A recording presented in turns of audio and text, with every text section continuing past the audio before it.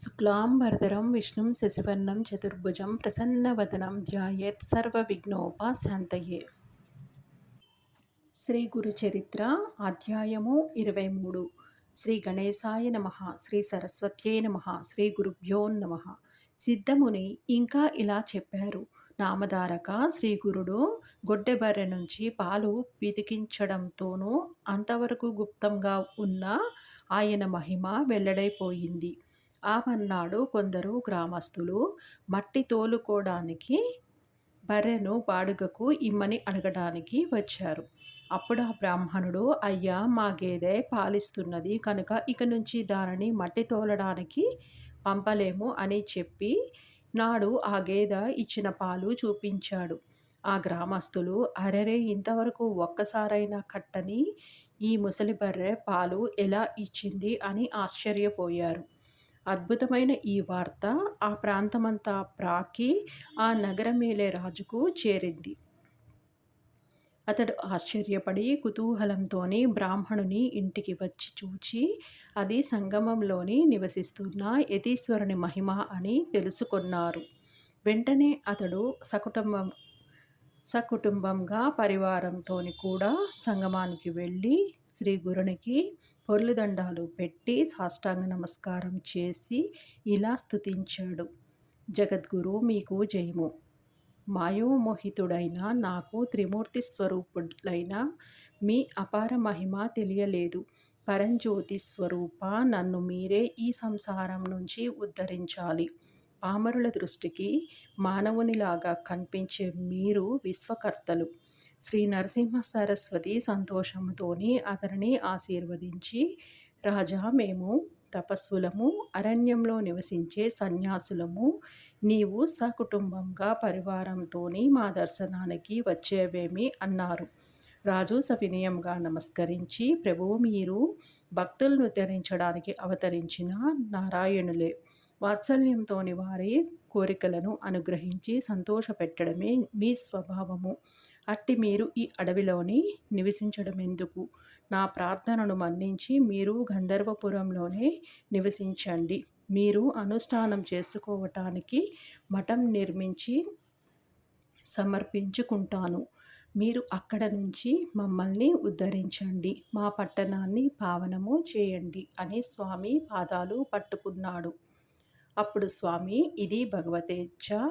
మేము ప్రకటమయ్యే సమయమాసన్నమైనది కనుక కొంతకాలము గంధర్వపురంలోని నివసించి రాజును భక్తులను రక్షించాలి అనుకుని అనుమతించారు. రాజెంతో సంతోషించి శ్రీ గురుణ్ణి పల్లకీలోని కూర్చోబెట్టి వాద్య నృత్య గీతాదులతోని పట్టణానికి తీసుకువెళ్ళాడు.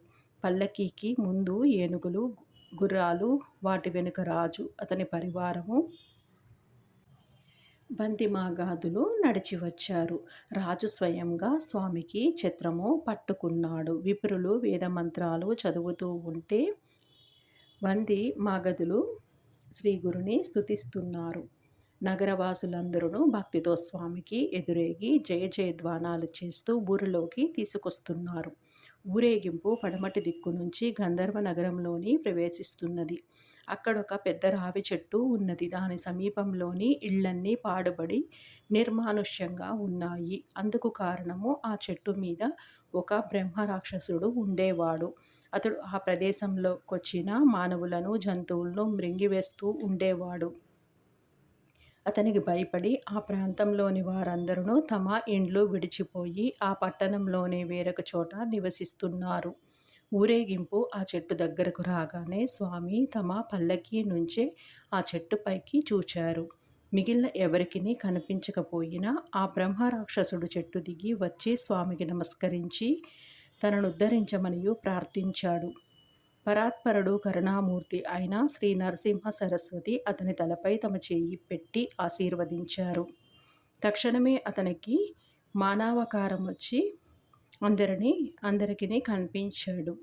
స్వామి అతనితోని, నాయనా, నీవు వెంటనే సంగమానికి వెళ్ళి స్నానం చేయి, నీ పాపం నశించి ముక్తి పొందుతావు అని ఉపదేశించారు. అతడు స్వామికి నమస్కరించి వెంటనే సంగమానికి వెళ్ళి స్నానం చేసి ఆ శరీరం విడిచి పెట్టి ముక్తి పొందాడు. ఈ సన్నివేశము చూచిన పట్టణవాసులు శ్రీగురుడు సాక్షాత్తు పరమేశ్వరుడే అనియు తెలుసుకున్నారు. అప్పుడు శ్రీగురుడు నాకు మఠమిక్కడే నిర్మించాలి అన్నారు. అప్పటికప్పుడే ఆ సమీపంలోనే ఉన్న ఒక పాడు పెట్టిన ఇల్లు శుభ్రం చేశారు. దానినే ఆ రాజు ఒక మఠంగా రూపొందించి స్వామికి సమర్పించారు. స్వామి అందులో ఉంటూ రోజు స్నానానికి, అనుష్ఠానానికి, సంగమానికి వెళ్ళి వచ్చేవారు. నిత్యము రాజు ఆయనను దర్శించి పూజించేవారు. శ్రీ గురుడు సంగమానికి వెళ్ళేటప్పుడు, మళ్ళీ మఠానికి తిరిగి వచ్చేటప్పుడు ఆయనను పల్లకిలోని కూర్చోబెట్టి రాజమర్యాదలతోని తీసుకువెళ్ళేవారు. నిత్యము ఎందరెందరో శ్రీ గురు దర్శనానికి వస్తూ ఉండేవారు. ఆ పట్టణంలోని ప్రతినిత్యము బ్రాహ్మణ సంతర్పణలు జరుగుతూ ఉండేవి. అలా శ్రీగురుని కీర్తి గ్రామ గ్రామాలకు ప్రాకిపోయింది. గంధర్వ నగరానికి కొద్ది దూరంలోని కుమతి అనే గ్రామంలోని త్రివిక్రమ భారతి అనే సన్యాసి ఉండేవాడు. వేదవిధుడైన ఆ యతి నిత్యము నృసింహావతారాన్ని మానవ పూజతోని ఉపాసిస్తూ ఉండేవాడు. ఇతడు శ్రీ గురుని గురించి విని ఆ యతి దాంభికుడు సన్యాసాశ్రమ ధర్మ ఇతడు శ్రీ గురుని గురించి విని ఆ యతి దాంభికుడు సన్యాసాశ్రమ ధర్మానికి విరుద్ధంగా వైభవము అనుభవిస్తున్నాడు అని ఆక్షేపిస్తూ ఉండేవాడు. విశ్వవ్యాపి సర్వసాక్షి అయిన శ్రీ గురుడు ఆ సన్యాసి చేస్తున్న ఆత్మనిందను తెలుసుకున్నాడు. అప్పుడొక అద్భుతము జరిగింది. శ్రీ దత్తాయ గురువే నమః. శ్రీ శ్రీపాద శ్రీ వల్లభాయ నమః. శ్రీ నృసింహ సరస్వత్యై నమః. శ్రీ గురు చరిత్ర అధ్యాయము 23 సంపూర్ణము.